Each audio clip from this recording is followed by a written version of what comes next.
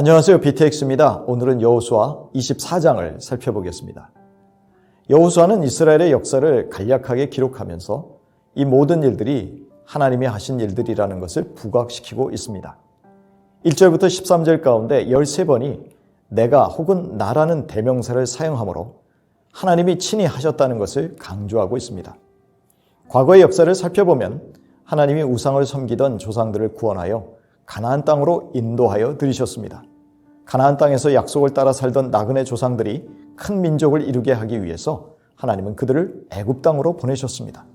하나님은 애굽에 열장을 내리시고 부르짖는 조상들이 홍해를 기적적으로 건너게 하십니다.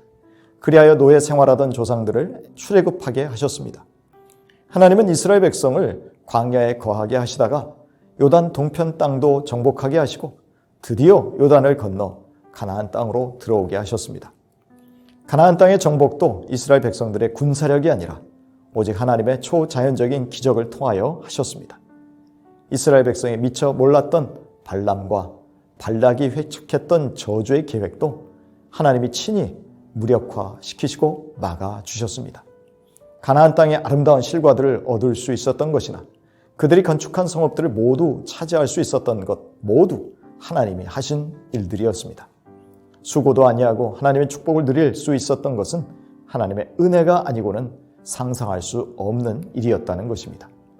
이렇게 하나님은 이스라엘 백성들이 현재 누리고 있는 모든 것들이 당신의 공급하심이 있었기에 가능했다는 것을 분명하게 말씀하십니다. 이처럼 이 모든 가나안 정복과 안식과 누림이 하나님의 은혜였다고 한다면 이제는 여호와를 경외하라고 여호수아는 명령합니다.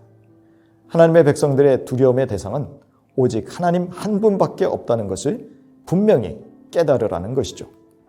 이렇게 하나님만을 경외하는 사람의 반응은 무엇입니까? 그것은 바로 순종입니다. 그래서 넷바이블은 이 규절을 Obey and Worship으로 번역하였습니다.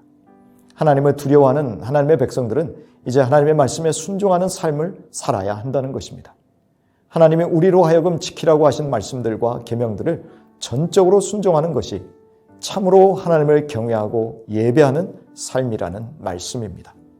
또한 섬긴다는 것은 자기가 수고하고 애쓰고 일하는 것입니다. 하나님이 마치 종처럼 백성들을 섬겨주셨으니 이제는 너희가 하나님을 섬기라는 것이죠. 이제는 자녀들이 하나님을 위해서 일할 차례라는 것입니다. 어떻게 하나님을 섬기라고 합니까? 성실과 진정으로 하라고 명령합니다. 성실하게라는 단어는 진실하게, 신실하게, 전적으로라는 뜻입니다. 다른 마음을 품지 않고 전심으로 섬기라는 것이요. 하나님을 섬기면서 다른 신들도 섬기는 두 마음을 품지 말라는 것입니다. 또한 진실되게라는 말은 흔들리지 말고 굳건한 마음으로 섬기라는 것입니다. 여기서 하나님을 섬긴다는 것은 한편으로 예배하는 것을 의미합니다. 즉 하나님을 예배하는 것에는 수고가 따릅니다. 이렇게 진정한 예배를 드리려면 적극적으로 섬기던 신들을 제거하여 버리라고 말합니다. 즉 우리 마음을 하나님만 섬기는 데서 나뉘게 했던 것들을 제거해야 합니다. 이어서 여호수아는 자신과 그 집은 흔들리지 않고 여호와를 섬기겠으니 당신들은 머뭇거리지 말고 두 마음 품지 말고 섬길 자를 택하라고 도전합니다. 만일 하나님을 섬기는 것이 좋아 보이지 않는다면 하나님을 대체할 다른 신들을 찾아보라고 합니다. 이에 백성들이 결코 우리가 다른 신들을 섬기지 않겠다라고 응답합니다. 하나님이 베푸신 기적을 맛보고 자신들을 보호하시고 인도하시고 이 땅에 살 수 있도록 가나안의 족속들을 쫓아내신 하나님을 섬기겠다는 의지를 보인 것입니다. 바로 그분이 우리의 하나님이시니 우리가 누구를 섬기겠습니까? 라고 고백합니다. 그러자 여호수아는 백성들의 불순종에 대하여 하나님께서 준엄하게 심판하실 것을 경고합니다. 백성들은 우리가 여호와를 섬기겠다고 응답하며 자기들이 스스로 증인이 되었음을 고백합니다. 여호수아는 백성들에게 우상을 제거하고 마음을 하나님 여호와께 향하라고 권고합니다. 이후에 세겜에서 언약을 갱신한 후 그들에게 율례와 법도를 가르칩니다. 그리고 백성들의 언약을 들은 증거의 돌을 성소 곁에 놓아둠으로 언약에 대한 헌신을 재확인하게 합니다. 이제 여호수아와 제사장 엘르아살이 죽으면서 가나안 정복 전쟁의 일막이 끝나고 있음을 보여줍니다. 에브라임 지파의 여호수아는 110세에 죽고 에브라임 산지에 매장된 후 애굽에서 가져온 요셉의 뼈가 세겜에 이장됩니다. 요셉과 여호수아 모두 110세에 죽었습니다. 둘 다 전생에 걸쳐서 특별한 흠이 없는 사람들이었으며 둘 다 하나님의 위대한 구원의 도구로 사용되었습니다.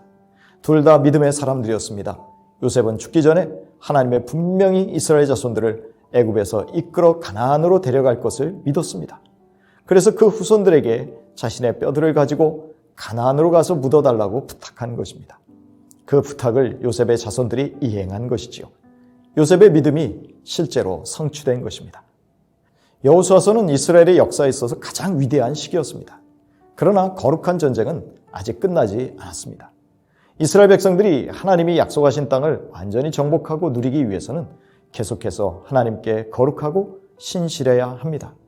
그럴 때 하나님이 그 백성들과 함께 하심으로 가나안 구석구석을 정복하게 하실 것이기 때문입니다.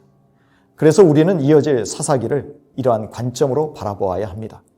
과연 이스라엘 백성들은 계속 이러한 영적 상승세를 탈 수 있을까요? 선택과 구원은 하나님의 무조건적인 은혜와 사랑에 기인한 것입니다.